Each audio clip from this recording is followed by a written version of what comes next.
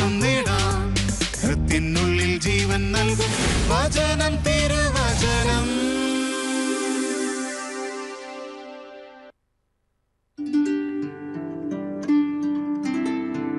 ഈശോ മിശിഹായിക്ക് സ്തുതിയായിരിക്കട്ടെ. ഇന്ന് വചനം തിരുവചനത്തിലൂടെ സമയത്തെക്കുറിച്ചാണ് വിചിന്തനം ചെയ്യുവാൻ പോകുന്നത്. സഭാപ്രസംഗകൻ 3-ാം അധ്യായം 1 മുതൽ 8 വരെയുള്ള സുപരിചിതമായ വചനം നമുക്ക് ശ്രദ്ധാപൂർവം ശ്രവിക്കാം. എല്ലാറ്റിനും ഒരു സമയമുണ്ട്. ആകാശത്തിന് കീഴിലുള്ള സമസ്ത കാര്യത്തിനും ഒരവസരമുണ്ട്. ജനിക്കാനൊരു കാലം, മരിക്കാനൊരു കാലം, നടാനൊരു കാലം, നട്ടത് പറിക്കാനൊരു കാലം, കൊല്ലാനൊരു കാലം, സൗഖ്യമാക്കാനൊരു കാലം, തകർക്കാൻ ഒരു കാലം, പണിതുയർത്തുവാൻ ഒരു കാലം, കരയാനൊരു കാലം, ചിരിക്കാനൊരു കാലം, വിലപിക്കാനൊരു കാലം, നൃത്തം ചെയ്യാൻ ഒരു കാലം, കല്ലു പെറുക്കിക്കളയാൻ ഒരു കാലം, കല്ല് പെറുക്കിക്കൂട്ടാൻ ഒരു കാലം, ആലിംഗനം ചെയ്യാൻ ഒരു കാലം, ആലിംഗനം ചെയ്യാതിരിക്കാൻ ഒരു കാലം, സമ്പാദിക്കാൻ ഒരു കാലം, നഷ്ടപ്പെടുത്താൻ ഒരു കാലം, സൂക്ഷിച്ചു വയ്ക്കാൻ ഒരു കാലം, എറിഞ്ഞു കളയാൻ ഒരു കാലം, കീറൽ നീക്കാൻ ഒരു കാലം, തുന്നാൻ ഒരു കാലം, മൗനം പാലിക്കാൻ ഒരു കാലം, സംസാരിക്കാൻ ഒരു കാലം, സ്നേഹിക്കാൻ ഒരു കാലം, ദ്വേഷിക്കാൻ ഒരു കാലം, യുദ്ധത്തിനൊരു കാലം, സമാധാനത്തിന് ഒരു കാലം. ഒരു നിമിഷം നമുക്ക് പ്രാർത്ഥിക്കാം. ദൈവമേ, അനുഗ്രഹദായകമായ കാലത്തിൻ്റെ ഒരു ഭാഗമായി ഈ സുന്ദര ദിവസം നൽകിയതിന് നന്ദി പറയുന്നു.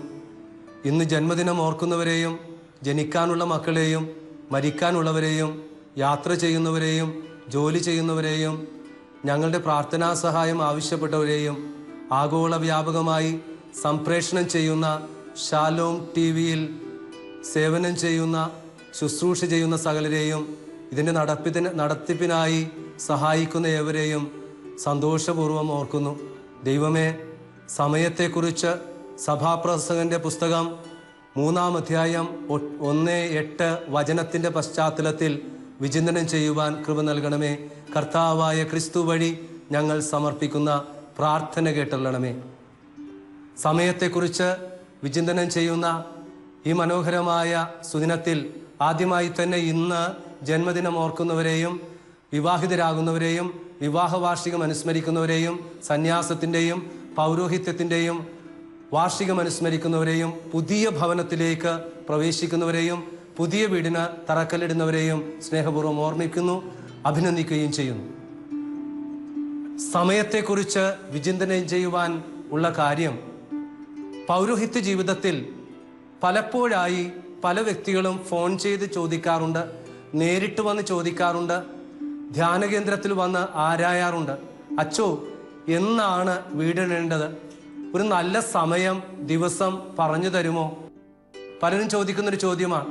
വീടിടാൻ, കച്ചവടം തുടങ്ങാൻ, യാത്ര ചെയ്യാൻ പലതിനും സമയം നോക്കുന്ന വ്യക്തികൾ, സമയം രാഹുകാലം, ഇങ്ങനെ പല കാലം നോക്കുന്ന വ്യക്തികളുണ്ട്, നക്ഷത്രം നോക്കുന്ന വ്യക്തികളുണ്ട്. ഇങ്ങനെ ക്രൈസ്തവരായ പലരും വന്ന് ചോദിച്ചപ്പോൾ മനസ്സിൽ തോന്നി, സമയം എന്താണ്, സമയത്തെക്കുറിച്ച് ദൈവം എന്താണ് ബൈബിളിലൂടെ പഠിപ്പിക്കുന്നതെന്ന് വിചിന്തനം ചെയ്യണം, പങ്കുവയ്ക്കണമെന്ന് മനസ്സു പറഞ്ഞു. അതെ, ചെറിയ ഒരു കവിതയിൽ ചിന്ത ആരംഭിക്കാം. സമയത്തെക്കുറിച്ച് പഠിപ്പിക്കുന്ന മനോഹരമായ ഒരു കവിതയുണ്ട്. കവിതയുടെ പേര് മൺകുടത്തിൻ്റെ വില എന്നാണ്. ഒരിക്കൽ ഞാൻ ഈ കവിത സൂചിപ്പിച്ചിട്ടുണ്ട് കുട്ടികളോട് പറയുവാൻ. എങ്കിലും സമയത്തെക്കുറിച്ചുള്ള ചിന്തയുടെ ആശയത്തിലേക്ക് ഒഴുകുവാൻ ആമുഖമായി പങ്കുവെച്ചുകൊള്ളട്ടെ. ഇങ്ങനെയൊരു കവിതയുണ്ട്. ഒരു പെൺകുട്ടി മൺകുടം കൊണ്ട് വെള്ളം കോരി തൻ്റെ വിളവുകൾക്ക് പ്രാണനീര് നൽകുന്നു. അവളുടെ തോട്ടത്തിൽ വെണ്ടയും മത്തനും ഇളവനും വർണ്ണപ്പകിട്ടാർന്ന റോസാ പുഷ്പങ്ങളും നിറഞ്ഞു നിൽക്കുകയാണ്. താൻ മൺകുടം കൊണ്ട് നട്ടുവളർത്തിയ മനോഹരമായ റോസാ പുഷ്പത്തിലേക്ക് അവൾ നോക്കി നിൽക്കുകയാണ്. ചിത്രശലഭം പാറിപ്പറക്കുന്നുണ്ട്, തേനീച്ച മധു നുകരുന്നുണ്ട്, വണ്ടു വട്ടമിട്ട് പറക്കുന്നുണ്ട്. അങ്ങനെ സ്വയം മറന്ന് നോക്കി നിൽക്കുന്ന മകളോട് അമ്മ വിളിച്ചു പറഞ്ഞു, മകളെ സൂക്ഷിക്കണേ, മൺകുടം കുശവനിൽ നിന്ന് കടം വാങ്ങിയതാ. കുടത്തിന്റെ കടം ഇതുവരെയും കൊടുത്തു വീട്ടിയിട്ടില്ല. അവൾ അമ്മയോട് പ്രത്യുത്തരിച്ചു, ഇല്ലമ്മ, ഞാൻ സൂക്ഷിക്കുന്നുണ്ട്. മൺകുടം കൊണ്ട് വെള്ളം കോരി വിളവുകൾക്ക് പ്രാണനീര് നൽകി ഞാൻ കുശവനാരെ വിളിക്കാറുണ്ട്. കുശവൻ വരാതെ എങ്ങനെയാണ് അമ്മ കുടത്തിന്റെ കടം കൊടുത്തു വീട്ടുക? അമ്മ ഒരു വട്ടം കൂടി ഓർമ്മിപ്പിച്ചു, മകളെ, കുശവൻ നമ്മെ പരീക്ഷിക്കുന്നതാവാം. കുശവന്റെ മകൾ എപ്പോഴാണ് ഏത് സമയത്താണ് വരുന്നതെന്ന് നമുക്കറിയില്ല. മൺകുടം ഉടച്ചു കളഞ്ഞാൽ കുടത്തിന്റെ കടം എങ്ങനെ കൊടുത്തു വീട്ടും? കേരള യൂണിവേഴ്സിറ്റിയിൽ കുട്ടികൾക്ക് പഠിക്കാനുണ്ടായ ഈ കവിത ബിംബാത്മകമായ കവിതയാണ്. സമയവുമായി ജീവിതവുമായി ബന്ധമുള്ള കവിതയാണ്. ഓരോ വാക്കുകളും വ്യാഖ്യാനിച്ചോട്ടെ. കുശവൻ ദൈവമാണ്, മകൾ നമ്മൾ ഓരോരുത്തരുമാണ്. അമ്മയെന്ന് പറയുന്നത് ദൈവത്തിൻ്റെ സ്വരമാണ്. അത് മാതാപിതാക്കളുടെ ഗുരുജനങ്ങളിലൂടെ ഒക്കെ ലഭിക്കുന്ന ഉപദേശങ്ങളാണ്. മൺകുടം എന്ന് പറയുന്നത് ക്ഷണഭങ്കുരമായ നമ്മുടെ ജീവിതമാണ്. പുഷ്പങ്ങൾ, സുഹൃതങ്ങൾ എന്ന് പറയുന്നത് പരിശുദ്ധാത്മാവിൻ്റെ വരദാന ഫലങ്ങളാണ്. കാളി എന്ന് പറയുന്നത് ഹൈന്ദവ പശ്ചാത്തലത്തിൽ, ഭാരതീയ പശ്ചാത്തലത്തിൽ മരണമാണ്. അതെ, കടമെന്ന് പറയുന്നത് അന്ത്യവിധിയാണ്. ഒറ്റ വാചകത്തിൽ ഒതുക്കിയാൽ പിതാവായ ദൈവം മക്കളായ നമുക്ക് കടമായി തന്ന മൺകുടമാണ് നമ്മുടെ ജീവിതം. ആ മൺകുടം എവിടെ വെച്ച് എപ്പോൾ ഉടഞ്ഞു പോകും, തകർന്നു പോകും എന്നറിയില്ല. മറിച്ച് ദൈവം വിളിക്കുന്ന സമയത്ത് തിരിച്ചേൽപ്പിക്കുവാനുള്ളതാണ് ക്ഷണഭങ്കുരമായ നമ്മുടെ ജീവിതം. അതെ, ദൈവം സമയത്തിന് അതീതമാണ്. ദൈവത്തിൻ്റെ സമയത്തിൻ്റെ ഒരു ഭാഗമാണ് മനുഷ്യരായ നമുക്ക് തന്നിട്ടുള്ളത്. മനുഷ്യന് മാത്രമേ സമയമുള്ളൂ, മനുഷ്യന് മാത്രമേ വാച്ച് കെട്ടാറുള്ളൂ. ഒരുപക്ഷെ ഒരു വലിയ വാച്ച് ഹൗസിൽ നിറയെ വാച്ചുണ്ട്, അത് ഉപയോഗിക്കാൻ മനുഷ്യരില്ലെങ്കിൽ വാച്ച് കൊണ്ട് വല്ല ഉപയോഗമുണ്ടോ? അപ്പോൾ വാച്ച് അതിൻ്റെ അർത്ഥമായി തീരുന്നത് അത് ഉപയോഗിക്കുവാൻ ഒരു വ്യക്തി ഉള്ളപ്പോഴാണ്. മനുഷ്യന് നൽകിയിരിക്കുന്ന, ദൈവം കൊടുത്തിരിക്കുന്ന സമയത്തിൻ്റെ ഒരു ഭാഗമാണ് അവൻ്റെ ജീവിതം. ചിന്ത തുടർന്നോട്ടെ. ഞാൻ വിശുദ്ധ ഗ്രന്ഥത്തിലൂടെ നിങ്ങളെ കൂട്ടിക്കൊണ്ടുപോകാൻ ആഗ്രഹിക്കുകയാണ്. ദൈവം സമയത്തിലൂടെ കടന്നു വരുന്നു. ലൂക്കായുടെ സുവിശേഷം 13-ാം അധ്യായം 6-9 ഫലം തരാത്ത വൃക്ഷത്തെക്കുറിച്ച് പ്രതിപാദിക്കുന്നത് സമയത്തെക്കുറിച്ച് ബോധ്യപ്പെടുത്താൻ വേണ്ടിയാണ്. അതിൽ പറയുന്നുണ്ട്, ഒരുവൻ മുന്തിരിത്തോട്ടത്തിൽ ഒരു അത്തിവൃക്ഷം നട്ടുപിടിപ്പിച്ചു. ഓർക്കണം, അത്തി എവിടെയും വളരുന്നതാണ്. പക്ഷെ നട്ടതോ എവിടെയും വളരാത്ത, വളക്കൂറുള്ള എല്ലാ സാഹചര്യമുള്ള മുന്തിരിത്തോപ്പിൽ ഫലമുണ്ടോ എന്ന് നോക്കി. പാലസ്തീന പശ്ചാത്തലത്തിൽ അത്തി നട്ടാൽ 3-ാം വർഷം കായ്ക്കും. 3-ാം വർഷം കായ്ച്ചില്ല, 3 വർഷം വന്ന് നോക്കി, എന്നിട്ട് കണ്ടില്ല. 1 വർഷം 3 പ്രാവശ്യം കായ്ക്കും. അങ്ങനെ 9 പ്രാവശ്യം ഫലം തരേണ്ട അത്തിവൃക്ഷത്തിൽ ഫലമില്ലാതെ വന്നപ്പോൾ കൃഷിക്കാരനോട് പറഞ്ഞു, അത് വെട്ടിക്കളയുക. അവൻ പറഞ്ഞു, അല്പം സാവകാശം മതി, 1 വർഷം കൂടി നമുക്ക് നോക്കാം, വളമിടാം, വെള്ളമൊഴിക്കാം, എന്നിട്ട് ഫലമില്ലെങ്കിൽ വെട്ടിക്കളയാം. അതെ, ഇതിലൂടെ നൽകുന്നത് ദൈവം നമുക്ക് സമയം നൽകുന്നുണ്ട്. സമയം നൽകുന്നുണ്ട്. ഒരു ഇംഗ്ലീഷ് പ്രോവർബ് ഉണ്ടല്ലോ, time and tide will not wait for man. സമയവും തിരമാലയും നമുക്ക് വേണ്ടി കാത്തിരിക്കുന്നില്ല. അതുകൊണ്ട് ഞാൻ നിങ്ങളുടെ മനസ്സിലേക്ക് കൊണ്ടുവരുന്നത് പഴയ നിയമത്തിൻ്റെയും പുതിയ നിയമത്തിൻ്റെയും പശ്ചാത്തലത്തിൽ സമയത്തെക്കുറിച്ചുള്ള ചിന്തകളാണ്. സമയത്തിന് 2 വാക്കുകളാണ് ബൈബിളിൽ ഉപയോഗിക്കുക. 1 ദൈവത്തിൻ്റെ സമയം, 2 മനുഷ്യന്റെ സമയം. ദൈവത്തിൻ്റെ സമയത്തെ കൈറോസ് എന്നാണ് പറയുന്നത് ഗ്രീക്ക് വാക്കിൽ. മനുഷ്യന്റെ സമയത്തെ ക്രോണോസ് എന്നാണ് പറയുന്നത്. അല്പം ബൈബിള് നമുക്ക് കാണാം. പഴയ നിയമത്തിൽ നമ്മൾ കടന്നു ചെല്ലുമ്പോൾ സമയത്തെ സൂചിപ്പിക്കുവാൻ നിയമിതമായ ഒരു പദം ഹീബ്രു ഭാഷയിലില്ല. ഭൂതം, ഭാവി, വർത്തമാനം എന്നീ കാലവ്യത്യാസങ്ങളെ കാണിക്കാനുള്ള പദങ്ങളും ഹീബ്രു പദത്തിൽ കാണുന്നില്ല.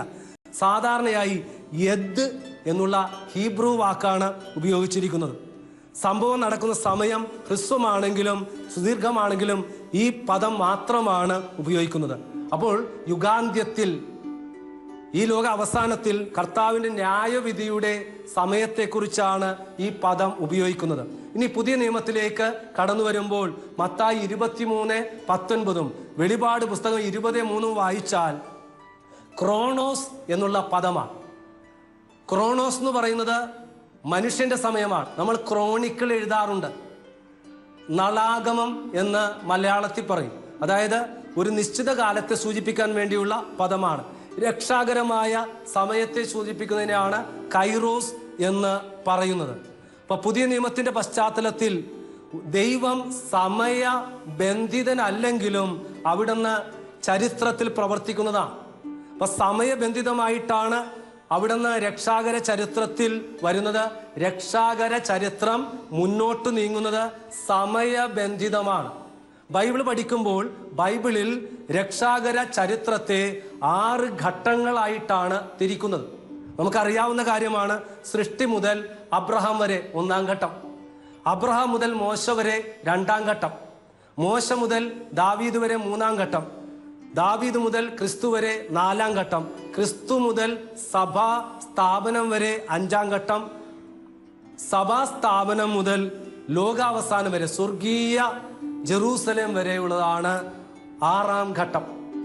ഈ ഡിവിഷൻ മനസ്സിൽ സൂക്ഷിച്ചുകൊണ്ട് നമുക്ക് scientific history and world history എന്ന സമയത്തെ 2ആയിട്ട് തരംതിരിക്കാം. രക്ഷാകര ചരിത്രവും ലോക ചരിത്രവും. World history and scientific history. What is world history? ലോക ചരിത്രം. ലോക ചരിത്രം എന്ന് പറയുന്നത് മനുഷ്യൻ ലോകത്തിൽ ഇടപെട്ട സമയമാണ്. മനുഷ്യൻ ലോകത്തിൽ ഇടപെട്ട സമയം അല്ലെ ചരിത്രമാണ്. നമ്മൾ ചരിത്രം പഠിക്കുമ്പോൾ paleolithic age, neolithic age, metal age എന്ന് 3ആയിട്ട് ഡിവൈഡ് ചെയ്തിട്ടുണ്ട്. പുരാതന ശിലായുഗം, ശിലായുഗം, ആധുനിക ശിലായുഗം എന്നാണ് പഠിപ്പിക്കുന്നത്. ഇനി രക്ഷാകര ചരിത്രം എന്ന് പറയുന്നത് എന്താണ്? ലോക ചരിത്രത്തിൽ ദൈവം ഇടപെട്ടതാണ് രക്ഷാകര ചരിത്രം. അതിനെ 3ആയിട്ട് തരംതിരിക്കാം. അതായത് ഫിഗേഴ്സ്, ഇവന്റ്സ് ആൻഡ് സാക്രമെന്റ്സ്. മലയാളത്തിൽ പറയാം യേശുവിന് മുൻപുള്ള കാലഘട്ടം, പുതിയ നിയമ കാലഘട്ടം, സഭയുടെ കാലഘട്ടം. അപ്പോൾ ആദ്യം കാണുന്നത് ഫിഗേഴ്സാണ്. പരിശുദ്ധ കുർബാനയെ കുറിച്ചുള്ള ഒരു 10 പ്രതീകങ്ങൾ, അതിനെ ഫിഗേഴ്സ് എന്ന് പറയാം. നമുക്കറിയാം, നമ്മൾ പഠിച്ചിട്ടുള്ളതാണ്. ജീവന്റെ വൃക്ഷം, ആബേലിന്റെ ബലി, നോഹിന്റെ പെട്ടകം, മെൽക്കിസദേക്കിന്റെ ബലി, മുൾച്ചെടി, പെസഹ, അഗ്നി, മന്ന, കാടപ്പക്ഷി, സാക്ഷ്യപേടകം, പാറയിൽ നിന്നൊഴുകിയ ജലം. അപ്പോൾ ഇത് പഴയ നിയമത്തിലെ 10 ഫിഗേഴ്സാണ്. പുതിയ നിയമത്തില് കർത്താവ് ഇടപെടാൻ പോകുന്ന ലോകാവസാനം വരെ ആയിരിക്കുവാനുള്ള സമയത്തിന്റെ പൂർണ്ണതയിൽ വരുന്ന കർത്താവിനെ കുറിച്ചുള്ള സൂചനകളാണ്. ഇനി ഇവന്റ്സ് എന്ന് പറയുന്നത് കർത്താവ് ജനിച്ചു, ജീവിച്ചു, മരിച്ചു, ഉയർത്തെഴുന്നേറ്റു. ഇത് സംഭവമാണ്, രക്ഷാകര സംഭവം. ഇനി സഭയുടെ കാലഘട്ടം, അതിലൂടെയാണ് നമ്മൾ കടന്നു പോകുന്നത്. ഇനി യേശു പഠിപ്പിച്ച ഉപമയിലേക്ക് ഞാൻ നിങ്ങളെ കൂട്ടിക്കൊണ്ടുവരാം. ഒരു വചനം ഉദ്ധരിച്ചോട്ടെ. മത്തായിയുടെ സുവിശേഷം 24-ാം അധ്യായം 37-44. സദാ ജാഗരൂകരായിരിക്കുവിൻ, നിങ്ങൾ പ്രതീക്ഷിക്കാത്ത മണിക്കൂറിലായിരിക്കും മനുഷ്യപുത്രൻ വരുന്നത്. ഇതുപോലെ ഈശോ പറഞ്ഞിട്ടുണ്ട്, ആ സമയം ഏതെന്നോ മണിക്കൂർ ഏതെന്നോ നിങ്ങൾക്കറിയില്ല, നിങ്ങൾ ജാഗരൂകരായിരിക്കുവിൻ.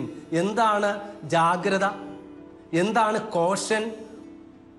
ഉറക്കത്തിൽ പോലും ഉള്ളിലുണ്ടാവേണ്ട ഉണർവിനെയാണ് ജാഗ്രത, കരുതൽ, കോഷൻ എന്ന് പറയുന്നത്. യേശു പഠിപ്പിച്ച 5 ഉപമകൾ പെട്ടെന്ന് മനസ്സിലേക്ക് കൊണ്ടുവരാം. 1-ാമത്തെ ഉപമ മത്തായിയുടെ സുവിശേഷം 25-ാം അധ്യായം 1-13. 10 കന്യകമാരുടെ ഉപമയാണ്. ഉപമ അറിയാവുന്നതുകൊണ്ട് ഞാൻ അധികം പരത്തുന്നില്ല, പറഞ്ഞു പോയിക്കോട്ടെ. വിവേകവതികളും രഹിതകളും. അതായത് കല്യാണ വിരുന്നിന് വേണ്ടിയിട്ട് കാത്തിരിക്കുക, മണവാളൻ വരാൻ വേണ്ടി കാത്തിരിക്കുകയാണ്. കാരണം അന്ന് ഇലക്ട്രിസിറ്റി ഉണ്ടായിരുന്നില്ല. അതുകൊണ്ട് അവർ തമാശ ഒപ്പിക്കാൻ വേണ്ടിയിട്ട് രാത്രിയിലാണ് അവർ വരുന്നത്. കന്യകമാരെ ഉറക്കം പിടിച്ചു കഴിയുമ്പോൾ വരും. കാരണം ഇലക്ട്രിസിറ്റി ഇല്ലാത്തതുകൊണ്ട് അവരെ സ്വീകരിക്കാൻ വേണ്ടിയിട്ടാണ് വിളക്കുമായിട്ട് കാത്തിരിക്കുന്നത്. അതില് ഒരു കൂട്ടര് എണ്ണയും ഒക്കെ കരുതിയിരുന്നു. 2-ാം കൂട്ടര് അത്രയും എണ്ണയൊന്നും കരുതിയിരുന്നില്ല. മണവാളൻ വരുന്നു, 5 പേരുള്ളിൽ പ്രവേശിക്കുന്നു, 5 പേര് പുറത്തായി പോയി. അവർ വാതിൽ മുട്ടുന്നു, ഞാൻ അറിയില്ലെന്ന് പറയുന്നു. ഇത് ഒരു സൂചനയാണ്. അപ്പോൾ ഈ വിരുന്നിലൂടെ നമ്മൾ ജാഗ്രതയുള്ളവരായിരിക്കണം. ഇതില് എണ്ണ പ്രതീകമാണ്. എണ്ണ എന്ന് പറയുന്നത് സ്നേഹമാണ്, കാത്തിരിപ്പ് സമയമാണ്. അപ്പോൾ ഇതിലൂടെ തരുന്ന സന്ദേശം എന്താണ്? കടം വാങ്ങിക്കാൻ കിട്ടാത്ത കുറെ കാര്യമുണ്ട്. സമയവും സ്നേഹവും നമുക്ക് കടം വാങ്ങിക്കാൻ കിട്ടില്ല. മാർജിൻ ഫ്രീ ഷോപ്പിൽ പോയാൽ കിട്ടില്ല. അത് വളരെ യാഥാർത്ഥ്യം കർത്താവ് പഠിപ്പിച്ചിരിക്കുക. അപ്പൊ നമ്മള് സമയത്തിൽ കാത്തിരിക്കണം, ക്ഷമയോടെ കാത്തിരിക്കണം, കർത്താവിനായി കാത്തിരിക്കണം. 2-ാമത്തെ ഉപമ 25-ാം അധ്യായം 14-30. 10 താലന്തിന്റെ ഉപമ. ഒന്ന്, വിവാഹ വിരുന്നിന്റെ ഉപമയാണ്, മണവാളിനെ സ്വീകരിക്കാൻ. രണ്ട്, ഒരു യാത്രയുടെ മധ്യം ഉണ്ടാവുന്നതാണ്. യജമാനൻ 5ഉം 2ഉം 1ഉം ഏൽപ്പിച്ചു, കണക്കെടുക്കുക. അപ്പൊ സമയത്തിലാണ് കണക്കെടുക്കുന്നത്. 5ഉള്ളവൻ 5 വർദ്ധിപ്പിച്ചു, 2ഉള്ളവൻ 2 കൂടി വർദ്ധിപ്പിച്ചു, 1ഉള്ളവൻ കുഴിച്ചിട്ടു. അവൻ പറയുന്നുണ്ട്, അങ്ങ് വിതക്കാത്തിടത്ത് നിന്നും കൊയ്യുന്നവനാണ്, വിതറാത്തിടത്ത് നിന്നും ശേഖരിക്കുന്നവനാണ്, ഞാൻ പേടിച്ചു പോയി എന്നൊക്കെ പറയുന്നുണ്ട്. ഒടുവില് എന്താ സംഭവിച്ചത്? 5 കിട്ടിയവന് 5 കൂടി ലഭിച്ചു, 2 ലഭിച്ചവന് 2 കൂടി ലഭിച്ചു, കുഴിച്ചിട്ടവനോ 1 ലഭിക്കുന്നില്ല. ഇവിടെയും നമുക്ക് നൽകുന്ന സന്ദേശം സമയത്തിൻ്റെതാണ്. ദൈവം തന്നിരിക്കുന്ന സമയത്ത് നമുക്ക് തന്നിരിക്കുന്ന കൃപയിൽ നമ്മൾ വളരണം, ദൈവം തന്നിരിക്കുന്ന കഴിവുകളിൽ വളരണം, താലന്തിൽ വളരണം. അടുത്തത് ഒരു അന്ത്യവിധിയാ. മത്തായി 25:31-46. അവിടെ ഈ ചെറിയവർക്ക് ചെയ്തു കൊടുത്തപ്പോൾ എനിക്ക് തന്നെയാണ് ചെയ്തത്. എണ്ണി എണ്ണി പറയുക. കുടുംബജീവിതവുമായി, സമൂഹ ജീവിതവുമായി, സഭയുടെ ജീവിതവുമായി ബന്ധമുള്ള കാര്യങ്ങളാണ്, നാച്ചുറൽ ആയിട്ടുള്ള കാര്യങ്ങളാണ് ഈശോ പറയുന്നത്. വിശന്നു, ദാഹിച്ചു, നഗ്നനായിരുന്നു, രോഗിയായിരുന്നു, പരദേശിയായിരുന്നു, കാരാഗൃഹത്തിലായിരുന്നു. ഇതൊക്കെ നമ്മുടെ സമൂഹത്തിൽ എല്ലാവരുടെയും അന്തസ്സിൽ നടക്കുന്ന കാര്യമാണ്. എല്ലാവർക്കും സ്നേഹിക്കാനും സ്നേഹിക്കപ്പെടാനും അംഗീകരിക്കാനും അംഗീകരിക്കപ്പെടുവാനുള്ള അദമ്യമായ ദാഹവും ആഗ്രഹവുമില്ലേ, വിശപ്പുമില്ലേ? ഇത് കിട്ടാതെ വരുമ്പോഴുള്ള അവസ്ഥയാണ്. അപ്പോൾ കിട്ടിയവരെ കുറിച്ചും കിട്ടാത്തവരെ കുറിച്ചും പറയുന്നുണ്ട്. അപ്പോൾ ഉപേക്ഷ എന്ന പാപത്തെക്കുറിച്ചും പ്രവൃത്തി എന്ന പുണ്യത്തെക്കുറിച്ചും ഈശോ പറയുന്നുണ്ട്. അവര് ചോദിച്ചു, എപ്പോഴാണ് അങ്ങേ വിശക്കുന്നവനായി, വലയുന്നവനായി, ദാഹിക്കുന്നവനായി കണ്ടത്? അപ്പോൾ പറഞ്ഞു, ഈ ചെറിയവർക്ക് ചെയ്തു കൊടുത്തപ്പോഴാണ്. രണ്ടാമത് നിഷേധാത്മകമാണ്, ചെയ്തു കൊടുക്കാതിരുന്നപ്പോൾ എനിക്ക് തന്നെയാണ് ചെയ്യാതിരുന്നത്. അപ്പോൾ നമ്മുടെ കവിത മറന്നുപോകരുത്. പിതാവായ ദൈവം മക്കളായ നമുക്ക് നൽകിയ മൺകുടം, അതിന് സമയമുണ്ട്, പരിധിയുണ്ട്. ജെറമ്യായുടെ പുസ്തകം 18-ാം അധ്യായത്തിലേക്ക് നമ്മൾ കടന്നു വരുമ്പോൾ, ജെറമ്യായുടെ പുസ്തകം 18-ാം അധ്യായവും പ്രഭാഷകൻ 33:13 ആ പ്രവാചകരെ പഠിപ്പിച്ചത് കുശവന്റെ ആലയിൽ കൊണ്ടുവന്നിട്ടാണ്. പൗലോസും പറഞ്ഞത് അത് തന്നെയാണ്. മൺപാത്രത്തിൽ നിധി കിട്ടി, യേശു എന്നൊരു നിധി കിട്ടി. അതെ, നമ്മുടെ ജീവിതം എപ്പോൾ എവിടെ വെച്ച് ഉടഞ്ഞു പോകുമെന്ന് അറിയില്ല. അമ്മയുടെ ഗർഭപാത്രത്തിൽ വെച്ചാവാം, ജനിക്കുമ്പോഴാവാം, ശൈശവത്തിലാവാം, ബാല്യത്തിലാവാം, കൗമാരത്തിലാവാം, മധ്യവയസ്കരാവാം, ഒരുപാട് പ്രായമുണ്ടാകാം, അപകടത്തിലാവാം, അല്ലെങ്കിൽ ഒരു പ്രകൃതിക്ഷോഭത്തിലാവാം, അല്ലെങ്കിൽ ഒരു കൊലപാതകമാവാം, അതൊരു ആത്മഹത്യയാവാം. എപ്പോൾ എവിടെ വെച്ച് എങ്ങനെ മരിക്കുമെന്ന് എന്നെ ശ്രമിച്ചുകൊണ്ടിരിക്കുന്ന ശാലം പ്രേക്ഷകർക്ക് പറയാൻ പറ്റില്ല, ആർക്കും പറയാൻ പറ്റില്ല.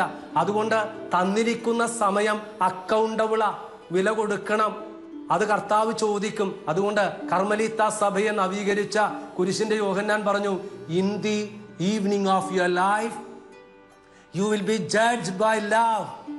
ജീവിത സായാഹ്നത്തിൽ സ്നേഹം വിധി കൽപ്പിക്കും.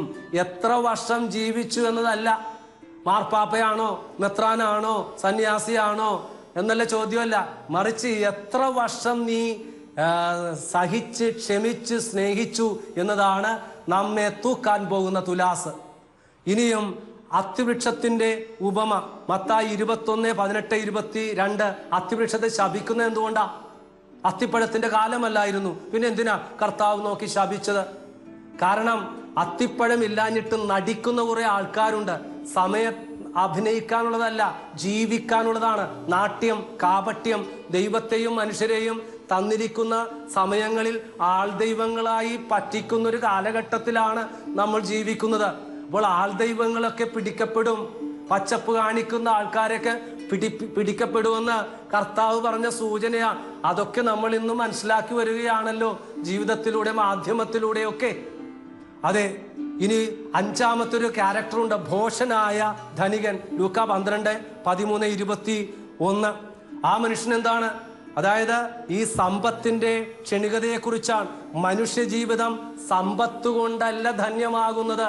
ഒന്നുകൂടി ആവർത്തിച്ചോട്ടെ, മനുഷ്യ ജീവിതം സമ്പത്ത് കൊണ്ടല്ല ധന്യമാകുന്നത്, മറിച്ച് ആ സമ്പത്ത് പങ്കുവയ്ക്കുമ്പോഴാണ് ധന്യമാകുന്നത്. ഇയാൾക്ക് നല്ല വിളവുണ്ടായി. അപ്പോൾ ഇയാൾ ചിന്തിക്കുകയാണ്, ഞാൻ എന്ത് ചെയ്യും, എവിടെ കൊണ്ട് സംഭരിക്കും? അതുകൊണ്ട് എൻ്റെ അറപ്പുരകളൊക്കെ ഞാൻ പൊളിച്ച് ഇതെല്ലാം സംഭരിക്കും. ഇനി ശിഷ്ടകാലത്ത് വിതയ്ക്കുന്നില്ല, കൊയ്യുന്നില്ല, മറിച്ച് അടിച്ചു പൊളിച്ച് ഞാൻ ജീവിക്കും. അന്ന് രാത്രി തമ്പുരാൻ പറഞ്ഞു, ഭോഷ, ഇന്ന് നിന്റെ ആത്മാവിനെ വിളിച്ചാൽ, നിന്റെ ജീവിതം എടുത്താൽ എന്താണ് ഈ കാണുന്ന നേടിയത് കൊണ്ട്, സംഭരിച്ചത് കൊണ്ട് നീ ഉദ്ദേശിക്കുന്നത്? അതെ, സമയത്തെക്കുറിച്ചാ. എപ്പോഴാണ് എങ്ങനെയാണ് മരണം കടന്നു വരുന്നതെന്ന് അറിയുന്നില്ല. ഇനി അവസാനമായി വളരെ പ്രാക്ടിക്കൽ ആയിട്ടുള്ള ഒരു കാര്യം ഞാൻ പറഞ്ഞോട്ടെ. അതായത് വാച്ച്. നമ്മളെല്ലാവരും വാച്ച് കെട്ടുന്ന ആൾക്കാരാണ്. അപ്പൊ സമയവുമായി ബന്ധപ്പെട്ട് നമുക്ക് ചിന്തിക്കാവുന്ന കൊച്ചുകുട്ടികൾക്കും എല്ലാവർക്കും മനസ്സിലാവുന്ന ഒരു കാര്യമാണ് വാച്ച്. എന്തിനാ വാച്ച് കെട്ടുന്നത്? സമയം നോക്കാൻ. സമയം നോക്കിയിട്ട് എന്തിനാണ്? ടൈം ടേബിൾ അനുസരിച്ച് ജീവിക്കുക. എന്നിട്ട് എന്തിനാണ്? ഇങ്ങനെ ചോദിച്ചു പോകുമ്പോൾ അന്തമില്ല. മറിച്ച് എന്നിട്ട് എന്തിനാണ്? നമ്മൾ മരിച്ച് നിത്യതയിലെത്തണം. വാച്ചിന്റെ സ്പെല്ലിംഗ് എടുക്കുക, WATCH. അതിന്റെ full form words, actions, thought, character has to come from your heart. Please note the spelling WATCH. Words. നമ്മുടെ പ്രശ്നം എന്താ? നാവിന്റെ ദുരുപയോഗമാണ്. ബൈബിളില് ഏതാണ്ട് 6 തരം നാവ് പറയുന്നുണ്ട്. അത് നെഗറ്റീവാണ്. മുഖസ്തുതി പറയുന്ന നാവ്, വമ്പ് പറയുന്ന നാവ്, കള്ളം പറയുന്ന നാവ്, വിനാശകരമായിട്ടുള്ള നാവ്, ദ്രോഹവും അനീതിയും പരത്തുന്ന നാവ്, ഏഷണിക്കാരന്റെ നാവ്. ശരിയല്ലേ? നമ്മുടെയൊക്കെ എത്ര പേരുടെ വിവാഹ തടസ്സം മുടക്കി, എത്ര പേരെ തമ്മിലടിപ്പിച്ചു. പല ഡിവോഴ്സിനും കാരണം, ആത്മഹത്യക്ക് കാരണം ഒക്കെ നാവിന്റെ ദുരുപയോഗമല്ലേ? നമ്മുടെ കുടുംബ പ്രശ്നത്തിന് കാരണം എന്താ? എവിടെയായാലും പ്രശ്നം അരുതാത്ത വാക്കുകൾ പറയുക. അരുതാത്ത വാക്ക് ആരോടാ എവിടെയാണ് പ്രയോഗിക്കണമെന്ന് അറിയാൻ പാടില്ല. എല്ലാ ഫീൽഡിലും നാവിന്റെ ദുരുപയോഗ. എല്ലാ ഫീൽഡിലും ഗ്രഹിക്കാൻ കഴിവുള്ളവർ ഗ്രഹിക്കട്ടെ. അപ്പം നാവിന്റെ ദുരുപയോഗമാണ്. അതേസമയം നാവിനെ കുറിച്ച് പറയുന്നുണ്ട്, സൗമ്യതയുള്ള നാവ്. നമുക്ക് വേണ്ടതാണ് ഈ സമയത്തില് സൗമ്യതയുള്ള നാവ്, സുഖപ്പെടുത്തുന്ന നാവ് നമുക്കുണ്ടാവണം. നാവ് കൊണ്ട് ഒരുപാട് വളർത്താൻ, ഉയർത്താൻ, സ്നേഹിക്കാൻ, സാന്ത്വനപ്പെടുത്താൻ സാധിക്കും. അപ്പോൾ വാച്ച് യുവർ വേർഡ്സ്.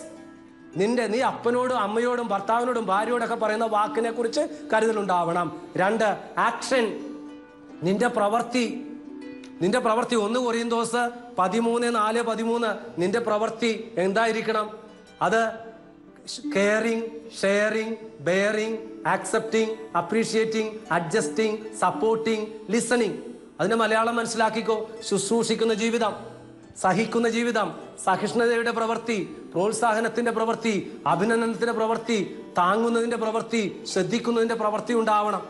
നല്ല ശമറിയാക്കാരന്റെ പ്രവൃത്തി കണ്ട് മനസ്സലിഞ്ഞ് അടുത്തു ചെന്ന് താഴെ ഇറങ്ങി ശുശ്രൂഷിക്കുന്നു, കൊണ്ടുപോകുന്നു. ഇങ്ങനെ ഉണ്ടാവണം. 3, തോട്ട്സ്.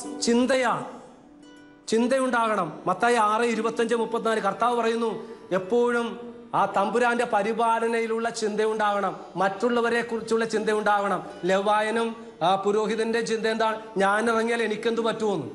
മറിച്ച് ആ നല്ല ശമറിയാക്കാരന്റെ ചിന്ത, ഞാൻ ഇറങ്ങിയില്ലെങ്കിൽ അവൻ എന്തു പറ്റും. ഇതാണ് നമുക്ക് നല്ല ചിന്ത. സത് ചിത്ത് ആനന്ദം ഉണ്ടാവണം. നല്ല ചിന്തയുണ്ടാവണം. ഭാര്യയെക്കുറിച്ച്, ഭർത്താവിനെ കുറിച്ച്, അപ്പനെ കുറിച്ച്, അമ്മയെ കുറിച്ച്, അയൽവാസികളെ കുറിച്ച്, വേദനിക്കുന്നവരെ കുറിച്ച്, വിശക്കുന്നവരെ കുറിച്ചുള്ള ചിന്തയുണ്ടാവണം. അതിനാണ് വാച്ച്. സ്വഭാവം ഉണ്ടാവണം.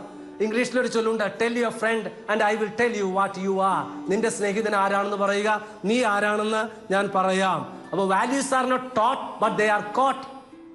അപ്പൊ ചെറുപ്പത്തിൽ തന്നെ ചോറിനോടൊപ്പം ചൊല്ലും കൊടുത്ത് പഠിപ്പിക്കണമെന്ന് ഞാൻ റിപ്പീറ്റഡ് ആയിട്ട് പറയുന്ന വാക്ക് ആവർത്തിക്കുകയാണ്. അപ്പം death is not the greatest loss in your life. The greatest loss is what you lose while you live on earth. മരണമല്ല നിന്റെ ജീവിതത്തിലെ ഏറ്റവും വലിയ നഷ്ടം. ജീവിച്ചിരിക്കുമ്പോൾ നിന്നിൽ മരിച്ചു പോകുന്ന മൂല്യങ്ങളാണ്. അതാണ് നിനക്കുണ്ടാകേണ്ട വിചാരം. അടുത്തത് നിന്റെ സ്വഭാവം. നിന്റെ സ്വഭാവം വളരെ പ്രധാനപ്പെട്ടതായിരിക്കണം. അവസാനമായി ഹൃദയം. മനസ്സാക്ഷിയുടെ പര്യായമാണ് ഹൃദയം. മനുഷ്യന്റെ വ്യക്തിത്വമാണ് ഹൃദയം. സ്നേഹത്തിന്റെ ചിഹ്നമാണ്, അടയാളമാണ് ഹൃദയം. അപ്പൊ മനുഷ്യ ജീവിതത്തിലെ ആന്തരികമായ ശക്തി കേന്ദ്രമാണ് നമ്മുടെ ഹൃദയം. ഈശോയുടെ തിരുഹൃദയം പോലെ ആവണം. സമയത്തിന്റെ പരിമിതിയിൽ ഒന്ന് സമാഹരിക്കാം. നമ്മൾ കേട്ടത് സമയത്തെക്കുറിച്ചാണ്. സഭാപ്രസംഗകന്റെ പുസ്തകം 3-ാം അധ്യായം 1:8 സമയത്തെ കുറിച്ച് പറഞ്ഞിട്ടുള്ള ഓരോ കാര്യങ്ങളും കേട്ടതിന് ശേഷം നമ്മൾ ദൈവത്തിന്റെ സമയമെന്നും മനുഷ്യന്റെ സമയമെന്നും 2 വാക്ക് പറഞ്ഞു. കൈറോസ് ആൻഡ് ക്രോണോസ് എന്ന് പറഞ്ഞു. ലോകചരിത്രം, സഭാചരിത്രം പറഞ്ഞു. അതിനുശേഷം നമ്മൾ പഴയ നിയമത്തിൽ നിന്നും പുതിയ നിയമത്തിൽ നിന്നും കടന്നു വന്ന് സമയത്തിന്റെ ആഴങ്ങളിലൂടെ കടന്നുപോയി. യേശു പറഞ്ഞ ഉപമ അവസാനം വാച്ചിന്റെ അർത്ഥം പറഞ്ഞു. Words, actions, thought, character has to come from your heart.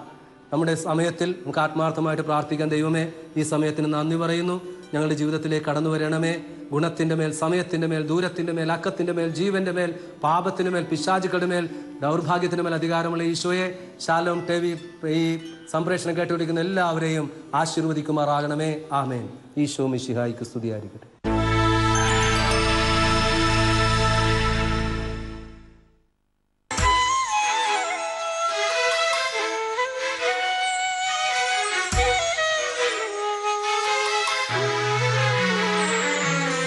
എത്ര നാളമ്മേ കാണുവാൻ, നേരിൽ നിൻ പുത്രനൊത്തു ചേരുവാൻ, പ്രാണിയിൽ ഒട്ടും താങ്ങുവാൻ, ക്ലേശഭാരങ്ങൾ ആശാഭംഗങ്ങൾ.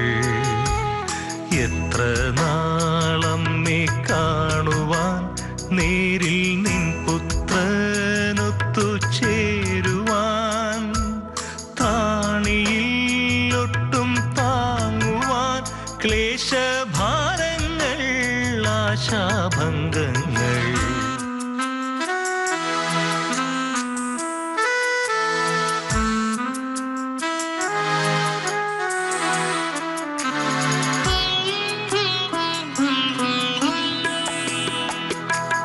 തിരയടി ചാക്കും ചെറുമൺ കൂനയിൽ പുൽക്കൊടിയല്ലോ ജീവിതം. തിരയടി ചാക്കും ചെറുമൺ കൂനയിൽ പുൽക്കൊടിയല്ലോ ജീവിതം. ചപലമാനസം പുൽകി സർവവും മിഥ്യയാണെന്നതറിയാതെ, ചപലമാനസം പുൽകി സർവവും മിഥ്യയാണെന്നതറിയാതെ, എത്ര നാളമ്മേ കാണുവാൻ, നേരിൽ നിൻ പുത്രനൊത്തു ചേരുവാൻ, ത്രാണിയിൽ ഒട്ടും താങ്ങുവാൻ, ക്ലേശഭാരങ്ങൾ ആശാഭംഗങ്ങൾ.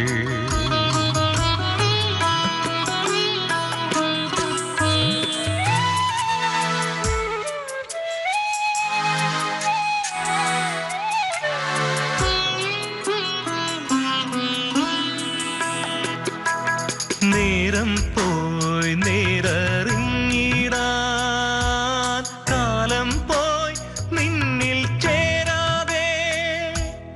നേരം പോയി നേരറിഞ്ഞിടാൻ, കാലം പോയി നിന്നിൽ ചേരാതെ. കനിയണേ കരുണ ചൊരിയണേ, കൃപയുള്ളോരമ്മേ കാക്കണേ. കനിയണേ കരുണ ചൊരിയണേ, കൃപയുള്ളോരമ്മേ കാക്കണേ.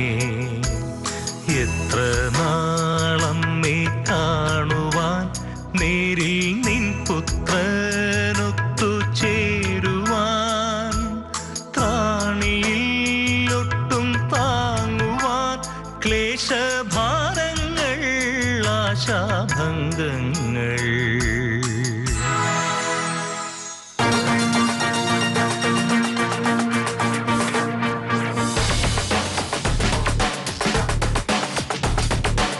ഒത്തിരി ഒരു സന്തോഷം. കൊള്ളാം, നല്ല സൂപ്പർ. ഇങ്ങനെ വാക്കുകളില്ല പറയാനായിട്ട്, അത്ര നന്നായിരുന്നു. നല്ല അടിപൊളിയായിരുന്നു. ഇങ്ങനെ എല്ലാ വർഷവും ഇങ്ങനത്തെ ഒരു സ്ഥലം ഇത് നടത്തണമെന്ന് ഞങ്ങളെല്ലാവരും പ്രാർത്ഥിക്കുന്നു.